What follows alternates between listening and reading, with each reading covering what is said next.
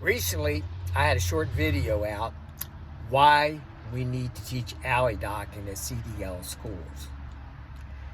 There's a new program coming out as a pilot program, probably going to become permanent by the end of the year. It's going to be a circuit type training system where the alley docking, 90-degree angles would most likely not be done at CDL schools.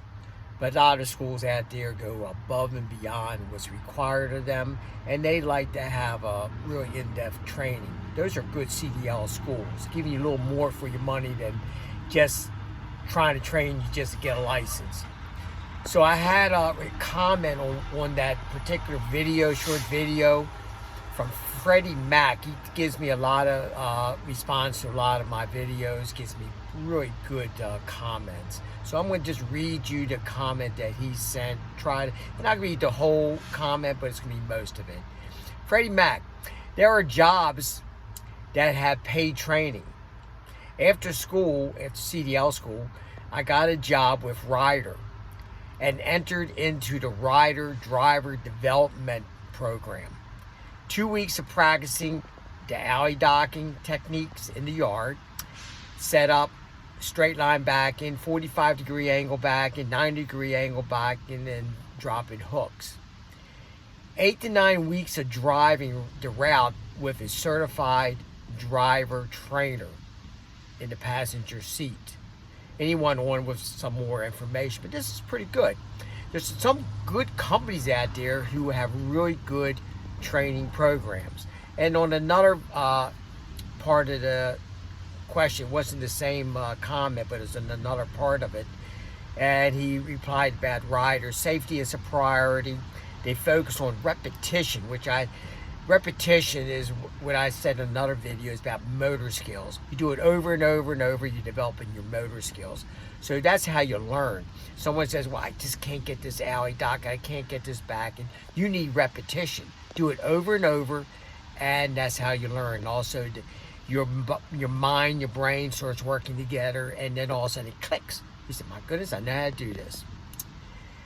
And also he put down there, which is I thought was interesting, Ryder, they don't let you go on your own until you have satisfactorily passed this training program.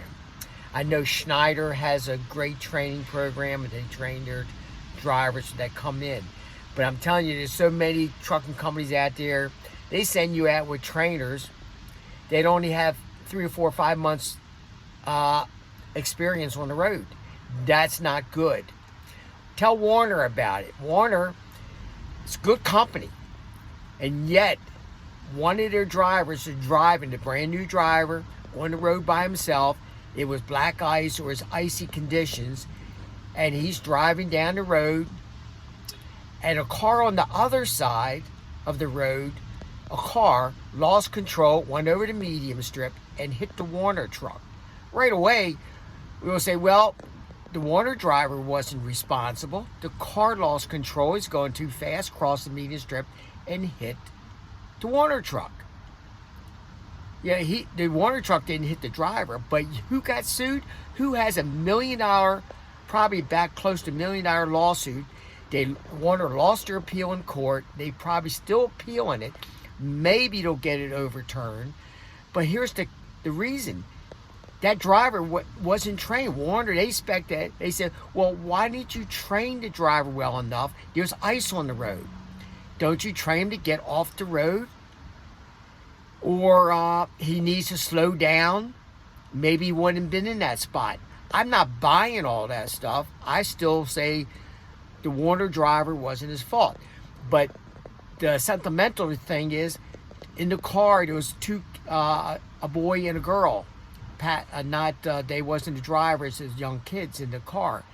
The boy lost his life. The girl is paralyzed for life. Yes, the court said the driver was some at fault, but a lot of us Warner, and it came down to the training. That's why I like this comment from Freddie Mac about the weeks of training and not being allowed to go on the road until you satisfactorily pass this training course. Doesn't mean you're going to be a good driver. The first year, you're a rookie. There's always going to be things you learn. I've been doing this almost 50 years. I went to CDL school in about 1974. So how long that I have that I'll be doing videos, I don't know, because I'm a little kind of getting on the older side. I'm working towards 80 years old. But how long I'll do this, I don't know. But you learn. I'm still learning. When I go on the road, I'm still doing some yard jockeying for a company in Maryland. And I love it. You know, it's a good retirement job that I just get out and I move a trailer about from one facility to another facility. It's not Amazon, which is right behind me. Probably the words are backwards so you can't see it. But that's also a similar type of job. And it's great for a retired old fart like myself to, you know, do a job like that. And there's where, when I work in these lots, I see these people come in, they can't back up. Can't back up. I said, did you get any training for the company? No, they just work with me for 2 or 3 weeks, set me out on the road, and hopefully I'll do everything okay. But when that particular lawsuit with Warner, and we talk about millions, and if you kill someone, it might not be particularly your fault, but it might come down to the training. So this is a wake-up call for all these companies.